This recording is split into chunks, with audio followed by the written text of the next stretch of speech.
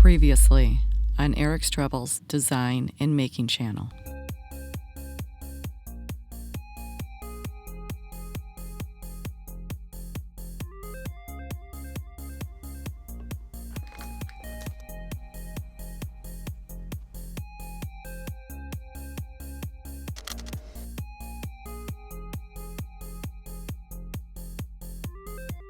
My name is 𝗟𝗂𝗲𝗋𝗄𝗏. Welcome to my channel about product design and making.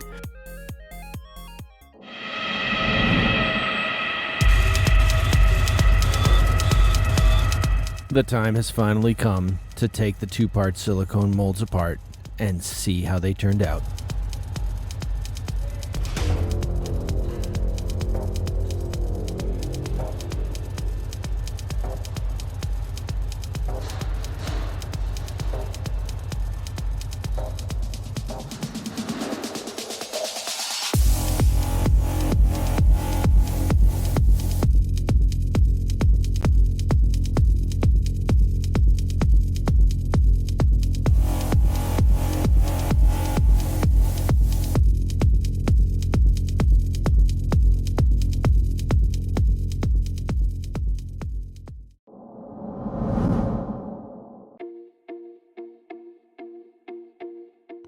Your silicone molds are green at this point, meaning they've never been used before. So you just need to run some resin through these green molds to kind of season them.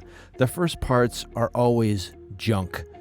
They are sticky and pretty much useless. You can kind of see the residue. There's all kinds of stuff in here, mainly mold release from actually making the silicone molds. So they're no good when they're green. You need to run some resin through them and season them, then you can start making parts.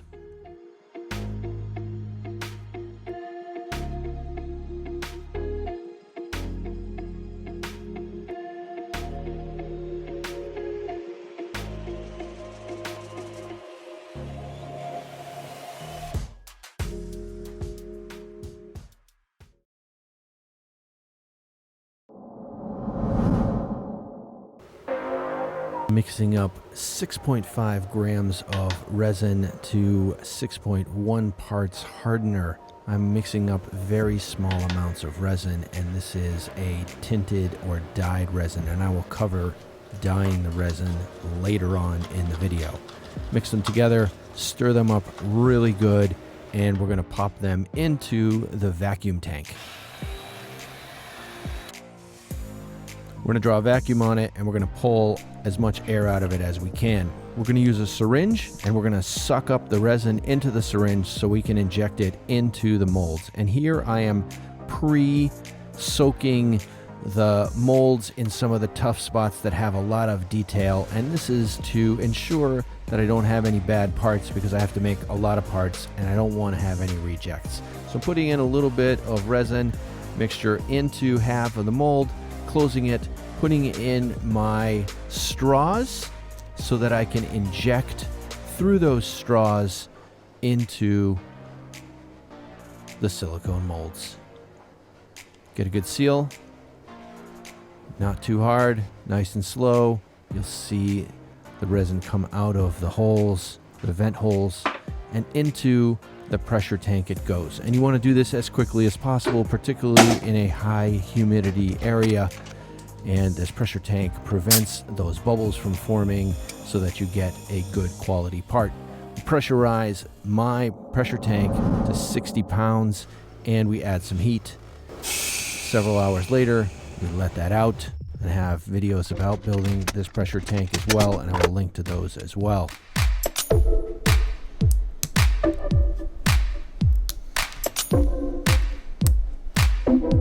And is completely cured. We pull the straws out and all the little overflow from the vents. We turn out the sprues. Remember, those were tapered so that we can remove them easily, and we gently pry the molds apart. Be gentle. You have some silicone pieces with undercuts here. I use a pair of pliers because I can get them into this little negative shape right here. And I want the part to come out all as one piece, including the little vent runners. You'll see here in a second. And this one I pull a little too hard because it's a little too sticky, but you need to get those out every time. And ideally you want to pull them out with the part when you pull it out. This one comes out much better. And I use my hands here. There you go. That's what you want every time. After you've removed the sprue, then just pulling it out with the little vents so you can trim those parts off later.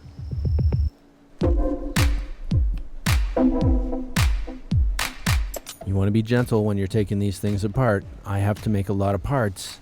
These molds have to make me about 50 or 60 parts in a whole bunch of colors. So I need to be delicate and be gentle when I take the parts out. But this is how every part needs to come out so that you don't destroy the molds. There's minimal flash here. I don't use any rubber bands. That's what you want every single time.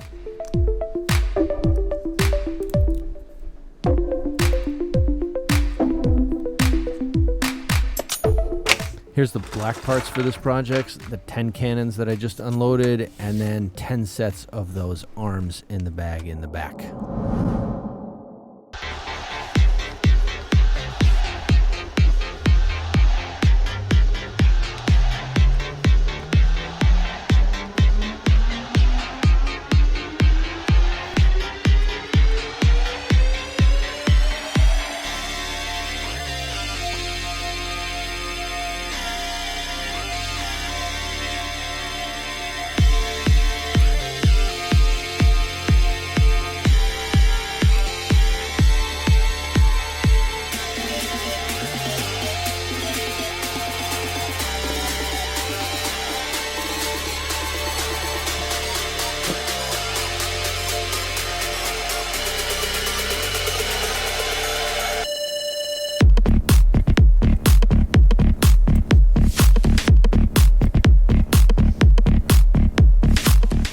Here's a close-up of the detail of the parts in blue, as you can see it much better in blue.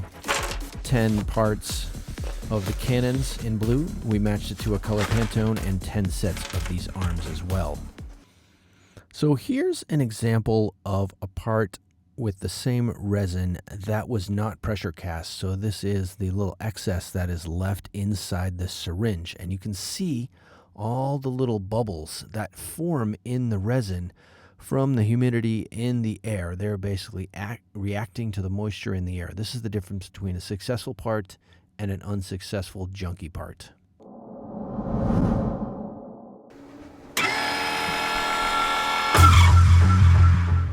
I needed to make some of these parts silver as well. So we're going to use what's called a cold casting method. Sort of. I mean, basically we're taking a silver powder and we're pressing it to the inside of the silicone mold, and then we're going to backfill that with resin. And I'm using a dark resin to get a darker silver. Otherwise we get a real light silver color. So you want to make sure you brush that silver powder into your mold really well, and that's going to give you a dynamite silver part.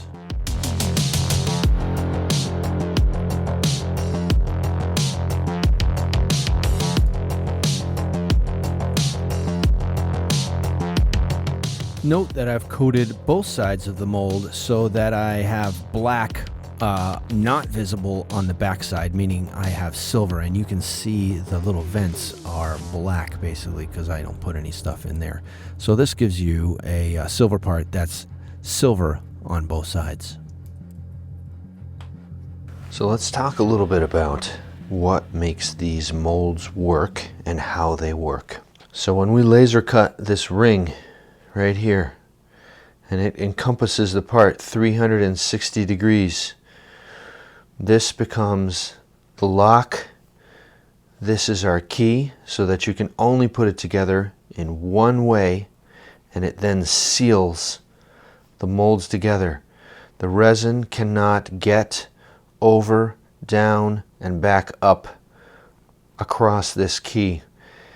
The layers of mat board that we used and we stacked up to make this lock and this key also provide some additional friction and allow it to lock together when you sandwich the two halves of the mold together. See how that locks together perfect with a really nice seal? And that precision of that laser cut allows that to happen. And it's what makes this system work easily and efficiently and allows you to get excellent, excellent parts every single time.